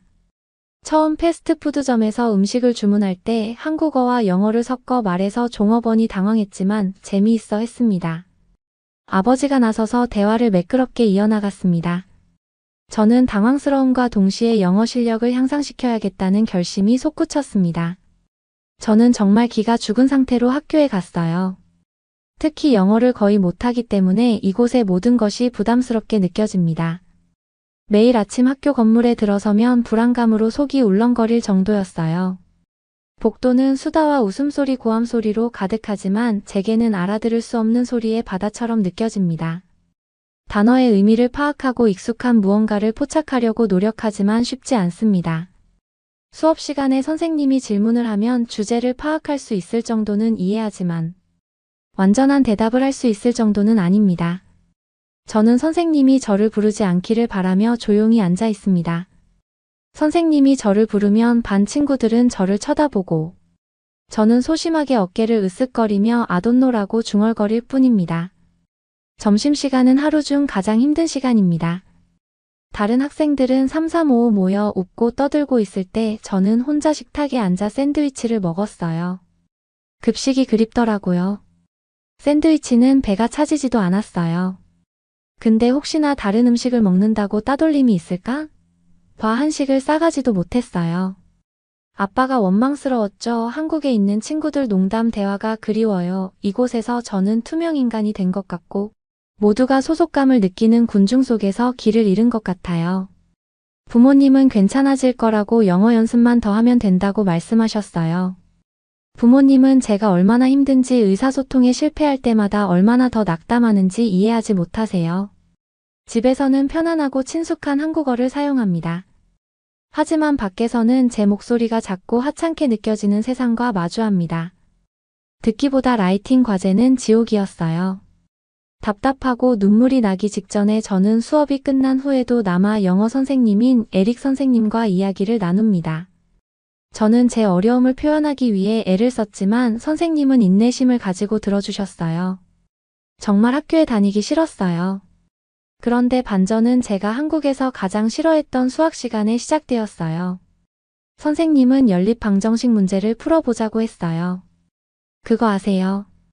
우리의 다리와 호랑이의 다리 개수 그리고 총동물이 몇 마리인지 세는 문제 말이에요. 한국에서는 초등학교 5학년 때부터 풀기 시작하는 문제잖아요. 독일 애들은 머리를 받고 표를 하나하나 만들기 시작하더라고요. 저는 바로 연립방정식 문제를 풀었어요. 저는 빨리 풀었죠. 한국에서는 당연히 해본 거였으니까요. 제가 이상하리만치 빨리 푼 걸 안 선생님은 제 풀이를 보러 왔어요. 그리고 여기는 표로 계산하는 애들만 있었으니까 선생님은 거의 완벽한 풀이라고 생각하셨는지 저에게 앞에 나와서 풀어달라고 했어요. 저는 수십 명의 시선이 저를 주시하는 것을 느끼며 칠판으로 걸어갔습니다. 저는 뱃속이 울렁거렸지만 손에 힘을 빼고 분필을 집어들었습니다. 기분이 이상했어요. 한국에서는 맨날 수학 때문에 고생만 했는데요. 마지막으로 칠판에 해를 동그라미로 표시했습니다. 저는 무관심이나 혼란을 예상하며 교실로 향했습니다. 하지만 그 대신 박수갈채를 받았습니다. 반 친구들의 얼굴에는 놀라움과 감탄이 섞여 있었습니다. 역시 수학은 한국인이지라고 했어요. 저는 기분이 진짜 이상했어요. 한국에서는 바보였던 제가 천재가 된 거잖아요. 선생님은 미소를 지으며 잘했어. 대수학을 잘 이해하고 있구나 라고 말하며 웃으셨죠. 제가 자리로 돌아가자 몇몇 반 친구들이 엄지손가락을 치켜 세웠습니다. 독일에 도착한 후 처음으로 저는 동료들과의 유대감과 소속감을 느꼈습니다. 그날은 제게 전환점이 되었습니다. 수학에 대한 저의 사랑이 문화와 언어의 장벽을 뛰어넘을 수 있다는 것을 깨달았고, 이곳에서 제 능력이 가치 있고 존중받는다는 것을 알게 되었죠. 또 차근차근 수학을 할 수 있을 것 같았어요. 그때부터 저는 수업에 더 자신감을 갖게 되었고, 더 많이 참여하고 다른 사람들의 수학 문제를 도와주기도 했습니다. 덕분에 아이들과 말할 기회가 생겼고 영어 실력도 점차 늘었어요. 한국에서는 자신 없었던 수학 자신감도 생겼고요. 좌절하지 않고 꾸준히 공부하니까 되더라고요. 그거 아세요?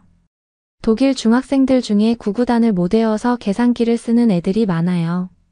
거짓말 같죠? 저도 처음에는 눈을 의심했어요. 여기서 제가 수학을 잘해서 수학자가 됐으면 그게 소설 같은 이야기겠지만 저는 수학을 잘 아는 정도는 됐어도 수학의 영재성을 보이지는 않았어요. 하지만 이게 제 자신감을 만들어줬죠. 진짜는 미술 시간이었어요. 저는 한국에서만 살았으니까 한국 애들이 미술을 잘한다고는 생각해 본 적이 없는데요. 외국에서는 한국 애들이 수학이랑 미술을 잘하는 이미지더라고요. 저는 스스로를 예술가라고 생각해 본 적이 없었어요. 옷을 입거나 한국 패션에 관심이 좀 많은 정도였어요. 미술 수업날 저는 어색함을 느꼈습니다. 벽은 학생들의 멋진 작품으로 장식되어 있었고 다른 학생들은 모두 붓과 연필에 자신감이 넘쳐 보였습니다. 저는 소심하게 이제를 설치했는데 텅 빈 캠퍼스가 저를 쳐다보고 있었어요. 선생님인 홈스 선생님은 우리가 풍경을 그리게 될 것이라고 말씀하셨습니다. 좋아하는 풍경을 그려보세요. 저는 구불구불한 언덕, 활발한 부산 바다, 봄날의 활기찬 벚꽃 등 한국의 고요한 풍경을 떠올렸습니다. 하늘부터 시작해서 파란색과 흰색을 섞어 구름의 부드러움을 표현했습니다.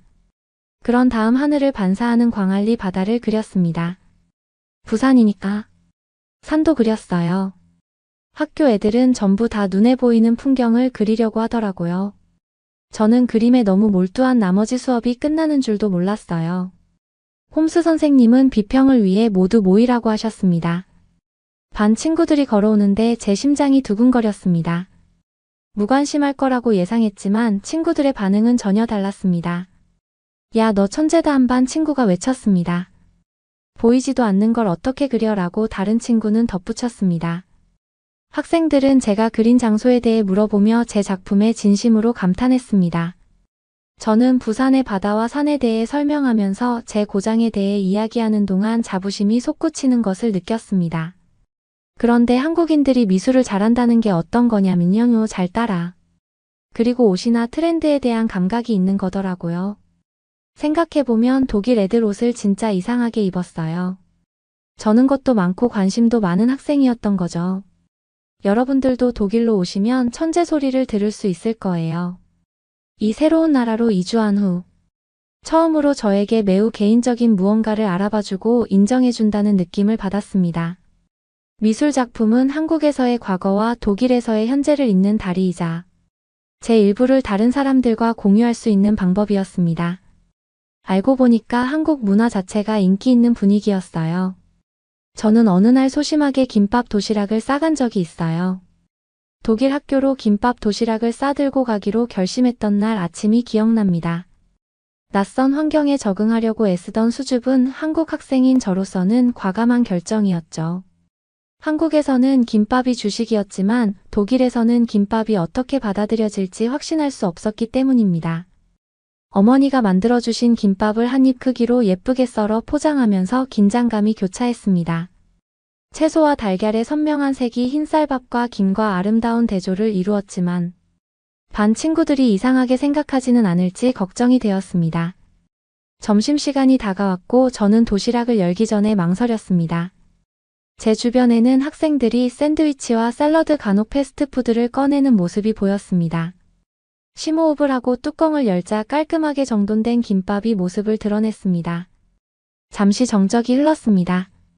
전 실수했다고 생각했어요. 그러자 테이블 건너편에서 호기심 어린 목소리로 저게 뭐야? 라고 물었습니다. 고개를 들어 저와 제 도시락을 바라보는 두어 쌍의 눈을 보았습니다. 김밥이야 애써 씩씩한 목소리로 말했어요. 그러자 정말 깜짝 놀란 순간이 왔습니다. 한 조각 먹어도 돼요. 제 옆에 앉은 소심한 여학생이 물었습니다. 그 여학생의 질문이 물꼬를 트는 듯 곧 여러 친구들이 시식을 요청했습니다. 저는 잠시 망설이다가 김밥을 나눠주기 시작했습니다. 김밥을 맛보는 반 친구들의 반응을 지켜보면서 처음에는 긴장했지만 이내 얼굴이 환하게 밝아졌습니다. 야, 미쳤다 한 학생이 외쳤습니다. 맛이 정말 좋아요. 또 다른 학생이 말했습니다. 칭찬이 계속 이어지자 저는 행복감과 안도감이 밀려오는 것을 느꼈습니다. 남은 점심시간 동안 저는 한국 음식과 문화에 대한 질문에 답하며 사람들의 관심을 한몸에 받았습니다. 저는 서울의 푸드마켓 맛있는 냄새로 가득한 번화한 거리, 그리고 음식이 한국 사회생활에서 얼마나 큰 부분을 차지하는지에 대한 이야기를 나누었습니다. 그날 김밥 도시락은 제 안에 무언가를 바꿔놓았습니다. 저를 다르게 만든 것이 다른 사람들에게도 흥미로울 수 있다는 것을 깨달았죠. 저는 제 유산을 숨기지 않고 포용하기 시작했고 제 문화를 동료들과 더 많이 공유하기 시작했습니다. 저는 한국인이라는 이유로 독일 애들한테 인정받을 수 있었어요. 저는 중학교 때의 경험 때문에 한국인이라는 걸 어디 가서도 감춘 적이 없는데요. 그리고 독일에서는 패션스쿨에 입학하게 되었어요. 저는 언제나 역시 한국인은 미술을 잘해라는 말을 들으면서 살았어요. 좋았어요. 그래서 독일의 명문 패션스쿨에서 공부할 수 있는 기회를 얻었을 때 꿈이 이루어진 것 같았어요. 패션 학교에 처음 들어섰을 때 설렘과 걱정으로 심장이 두근거렸던 기억이 납니다. 저마다 독특한 스타일과 비전을 가진 재능 있는 학생들로 둘러싸여 있었죠. 영감을 주는 동시에 두려운 마음이 들기도 했죠. 수업은 강렬했습니다. 다양한 원단, 패션 역사, 디자인 원칙, 최신 트렌드에 대해 배웠죠. 저는 모든 것을 스펀지처럼 흡수했지만 눈에 띄고 싶은 욕심에 밤늦게까지 디자인을 스케치하고 패턴을 수정하는 경우가 많았습니다. 제 졸업 작품은 제 한국적 유산과 독일에서 접한 다양한 스타일을 조화시키는 것이었습니다.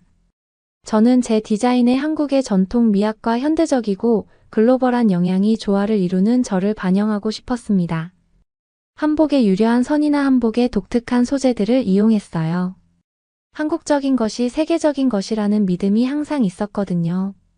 진정한 시험은 각 학생이 독창적인 컬렉션을 발표해야 하는 연말 패션쇼에서 이루어졌습니다. 저는 한국의 전통적 요소와 현대적인 서양 스타일을 결합한 하모니, 인 콘트라스트를 콘셉트로 컬렉션을 만들기로 결정했습니다. 패션쇼 당일이 다가오자 긴장감과 설렘이 교차했습니다. 제 컬렉션은 한복에서 영감을 받아 현대적으로 재해석한 드레스, 은은한 한국 자수가 돋보이는 세련된 수트 서울의 거리를 연상시키는 대담한 스트리트 스타일 의상으로 구성되었습니다. 제 컬렉션이 런웨이에 올랐을 때 저는 숨을 죽였습니다. 모델들은 밝은 조명 아래에서 제 디자인을 선보이며 자신감 넘치는 워킹을 선보였죠. 관객들의 반응은 처음에는 놀랍다는 반응이었지만 쇼가 진행되면서 고개를 끄덕이며 감탄하는 모습도 보였고 흥미롭다는 말도 들리고 심지어는 탄성을 지르기도 했습니다. 마지막 모델이 런웨이를 걷자 장내는 박수갈채로 가득 찼습니다. 서로가 서로를 인정하고 기뻐하는 순간이었습니다. 쇼에 참석한 동료 교수 심지어 업계 전문가들도 제 컬렉션의 독창성과 응집력에 깊은 인상을 받았습니다. 쇼가 끝난 후 여러 참석자들이 제 작품에 감탄을 표하며 다가왔습니다. 그들은 제가 한국의 영향을 현대 패션에 자연스럽게 녹여낸 방식에 흥미를 보였습니다. 그날 밤 저는 새로운 영향을 수용하면서도 제 뿌리에 충실하는 것이 디자이너로서 저의 강점이라는 것을 깨달았습니다. 저는 지금 제 패션 브랜드를 론칭할 준비를 하고 있어요. 요즘 한국 문화가 워낙 인기라서 투자를 쉽게 받을 수 있었거든요. 한국인으로서 자부심을 가지고 살게 해준 한국의 교육과 한국 사람들의 유행 선도 능력에 감사를 표현합니다. 언제나 한국 브랜드가 최고라는 인식을 가지게 하는 브랜드가 되는 게 제 꿈이에요. 그러면 더욱 감동적인 다음 사연으로 넘어가겠습니다. 안녕하세요.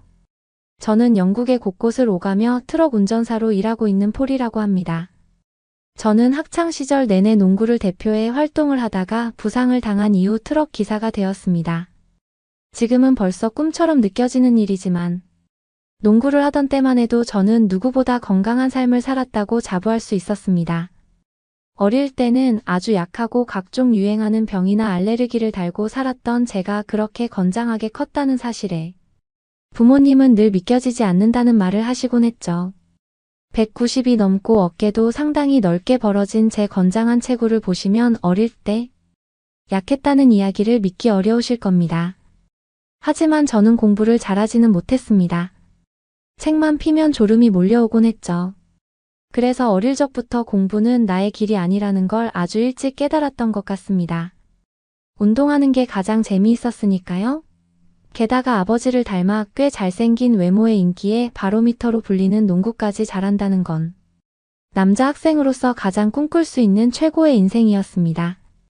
평소와 다를 게 없던 그날 저의 달콤한 꿈들이 멈춘 일이 발생하게 되었습니다. 친구와 우연히 장난을 치면서 중심을 잃고 발목을 삐끗하면서 넘어져 무릎에 부상을 입게 되었습니다. 병원 신세를 지면서도 친구들에게 병문안을 오라고 하는 등 그때까지도 저는 계속 장난만 치며 답답한 병원을 빨리 나갈 궁리만 하고 있었죠. 그때까지만 해도 저는 전혀 사태의 심각성을 몰랐던 것 같습니다. 철이 없던 나이였으니까요. 앞으로 어떤 미래가 저에게 펼쳐질 거라고는 조금도 몰랐을 겁니다. 그 나이까지 단 한 번도 예상해 본 적 없던 직업을 갖게 될 줄도 몰랐겠죠. 빠르게 태어날 수 있을 줄 알았던 제 무릎은 실제로 더 심하게 다쳤다는 걸 알게 되었습니다. 부모님은 물론이었지만 제 자신이 너무 싫어 용서할 수 없는 기분을 말로 형용할 수가 없네요. 병원에 여러 차례 방문하며 검사를 받았고 더 좋아지길 증상의 경과를 기다렸지만 조금만 무리하면 아파지고 퉁퉁 부어오르는 걸 느낄 수 있었습니다. 조금 기다린다고 해서 괜찮아질 통증이 아니라는 걸 스스로가 알아챌 수 있었죠. 병원에서도 한 번 다친 무릎이 다치기 전처럼 완벽하게 돌아갈 수 있는 방법은 없을 것 같다며 조심스럽게 이야기를 꺼내셨지요. 살살하는 운동은 괜찮겠지만 과격한 운동이나 무리가 가는 행동은 절대로 삼가야 한다고 하셨죠. 살살하는 운동만 괜찮다니 제가 그 나이 때까지 해온 게 바로 격하고 역동적임 때문에 사랑받는 농구인데 그건 그냥 저희 모든 걸 포기하라는 소리와 같았죠. 의사 선생님을 붙잡고 울어보기도 하고 하소연을 하고 빌어보기도 했습니다만 선생님께서도 도저히 더 해주실 수 있는 건 없다고 하셨죠. 당연한 결과였어요. 선생님이 뭘 어떻게 해주실 수 있었겠어요. 그냥 제가 지푸라기라도 잡고 싶어 의사 선생님에게 매달린 거란 걸 제 스스로도 알고 있었어요. 나의 단 한순간의 장난으로 이 모든 것들을 애써 포기한 채 멈춰야 한다는 게 억울하기도 하고 화가 뻗쳐 미치겠다는 생각이 들었습니다. 제 자신이 너무 증오스러웠고 마음속에 불이 활을 타는 것처럼 화가 식질 않았어요. 몇 날 며칠을 방에 틀어박혀 나가지도 않고 그때로 시간을 돌리고 싶다며 늦은 후회를 할 뿐이었습니다. 근데 뭐 별 수 있었겠어요. 의사 선생님 말대로 할 수밖에요. 결국 결론은 앞서 말씀드린 대로예요. 저는 농구 선수가 아닌 트럭 기사가 되어 영국의 전국 곳곳을 누비고 있습니다. 그래도 다행인 점은 이 일을 해보니 딱히 특별하게 싫은 점을 발견하지도 못했고 생각보다 운전을 꽤 잘해서 나름 만족하는 삶을 살고 있습니다. 아, 그리고 무엇보다 제 경력에 비해 연봉도 꽤 높은 편이거든요. 제가 워낙 밤낮 없이 열정적으로 일에만 몰두해서 그런 결과이기도 하지만요. 트럭 기사에 하는 일을 간혹 궁금해하시는 분들이 많으셔서 이야기해드리자면 영국의 트럭 기사는 다른 나라와 하는 일은 비슷할 겁니다. 정말 큰 대형 트럭을 이용해서 선박이나 기차 등을 운전해 화물을 이동시키는 직업인데요. 주로 식품이나 의류건설 자재 전자제품, 농산물 등을 옮기긴 하지만 저는 모든 시간에 맞으면 운반하는 편이라 종류를 따지진 않습니다. 저는 다른 기사들보다도 더 많은 일을 했어요. 우리는 월급보다 한 만큼 일을 하는 각각의 개인 사업자와 같은 개념이라고 생각해야 합니다. 다른 트럭 기사들은 이런 저를 보고 돈에 환장한 사람, 돈이라면 다 하는 사람이라며 미쳤다고 손가락질하는 모습도 보였습니다. 뒤에서 욕을 하고 흉을 보는 사람들도 있었지만 반면에 그러다 큰일 난다고 조심하라며 진심의 걱정을 쏟아주는 사람도 있었죠. 하지만 사람들이 잘못 알고 있는 게 하나 있었습니다. 제가 그렇게 열심히 일을 한 것은 결코 돈 때문에 그런 말도 안 되는 일정을 소화한 게 아니었습니다. 그냥 오직 제 고통스러운 기억과 마음을 잊기 위한 수단이었죠. 그렇게 해야만 더 빨리 잊을 수 있을 것만 같았으니까요. 자꾸만 생각나는 부상당했던 그날의 기억은 저를 불현듯 괴롭혔고 특히나 저를 가장 괴롭게 했던 것은 여전히 농구의 선수로 코치로 활발하게 활약하고 있는 함께 운동했던 저희 동료들의 모습이었습니다. 그래서 저는 친구의 추천으로 이 트럭 일을 시작하고 일부러 저만의 시간을 제 자신에게 주지를 않았습니다. 마음이 괴로우니 몸을 괴롭혔어요. 하지만 그때 조금 더 일찍 깨달았어야 합니다. 그 결정은 몸뿐만 아니라 저희 전체를 다 망가뜨리게 되었으니까요. 저는 다른 사람들보다 자신 있었던 게 있었습니다. 그건 다름 아닌 바로 체력 하나는 누가 와도 이길 자신 있다고 자부하며 살아왔죠. 그래서 트럭 운송 일을 시작하고서도 혹독한 스케줄을 견뎌냈던 거죠. 아마 체력이 없던 사람이었다면 진작에 나가 떨어지고 말았을 겁니다. 트럭 운전 일을 한다는 게 상상하시는 그 이상으로 힘들고 어려운 일이거든요.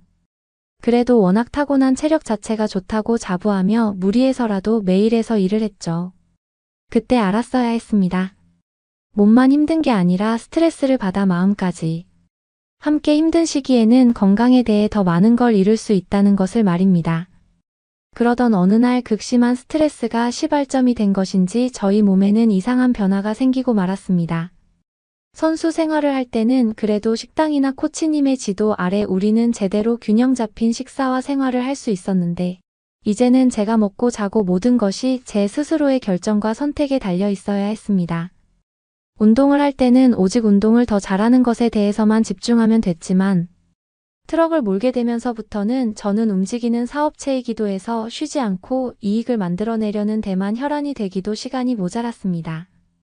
어느 날엔 트럭로 전국 곳곳을 다니면서 최대 10시간을 운전하고 다니는 일도 잦았고, 잘 씻지 못하는 경우도 많았습니다.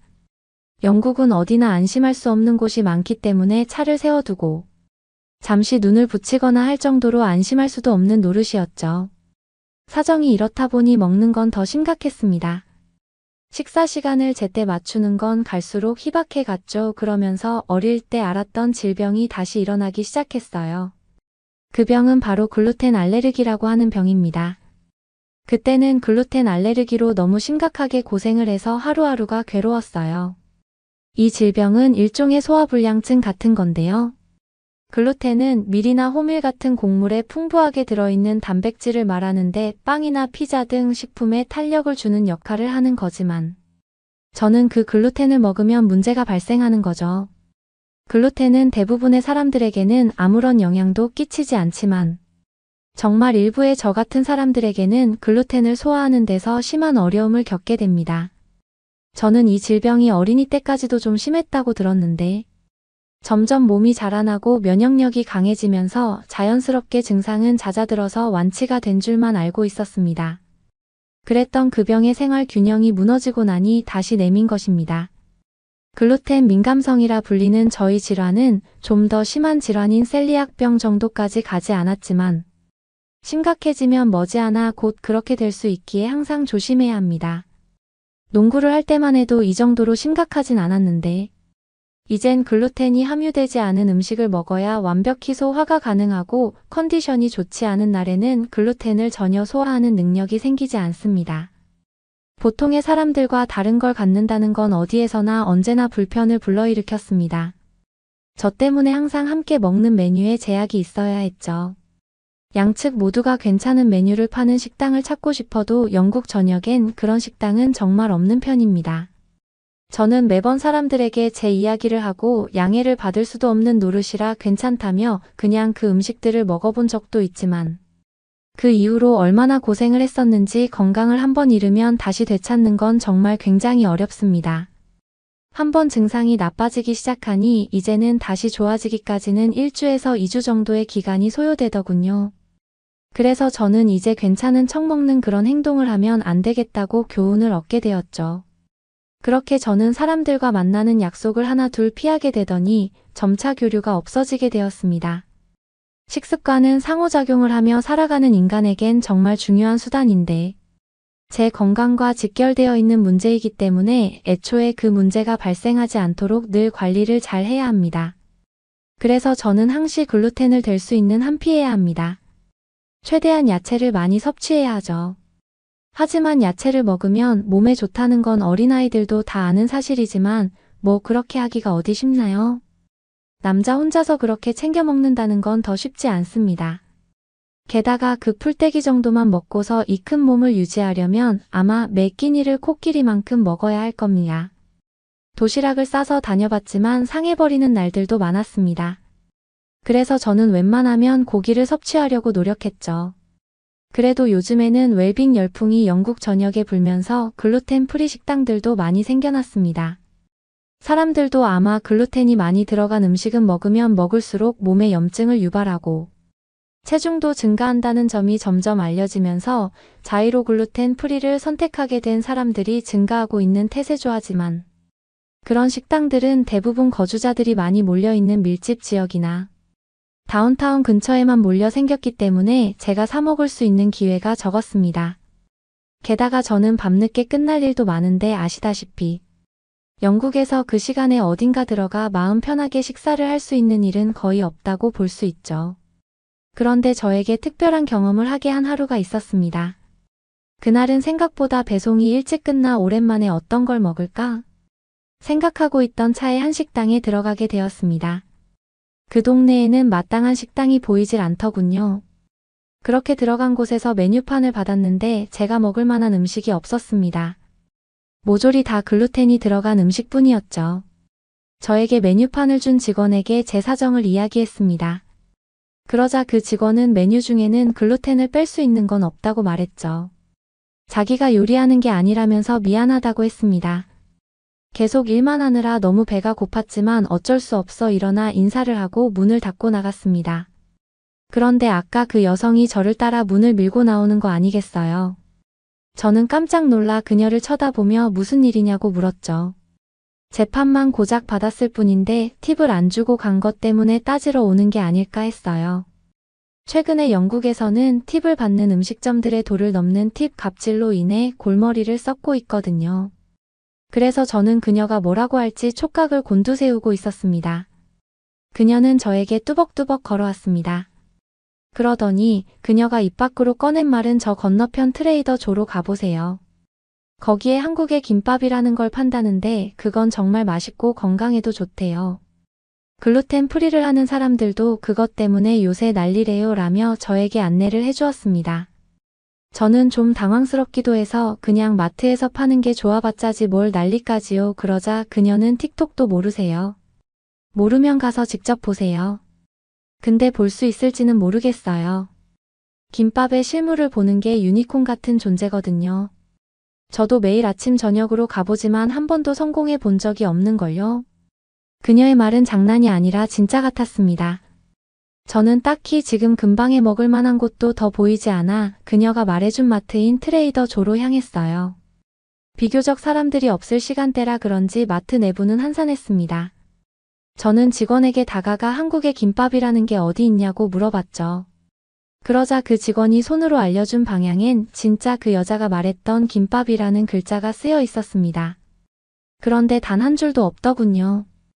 그 큰 냉동고가 다 김밥이라니. 그런데 심지어 한 개도 남지 않았다는 것에 그녀의 말이 전부 사실이라는 게 실감이 났습니다. 못 산다고 하니 더 먹고 싶은 마음과 호기심이 자라났습니다. 하지만 뭐 별 수 없으니 돌아서 가려는데 절호의 기회가 찾아왔습니다. 바로 식재료를 채우는 시간이 된 것입니다.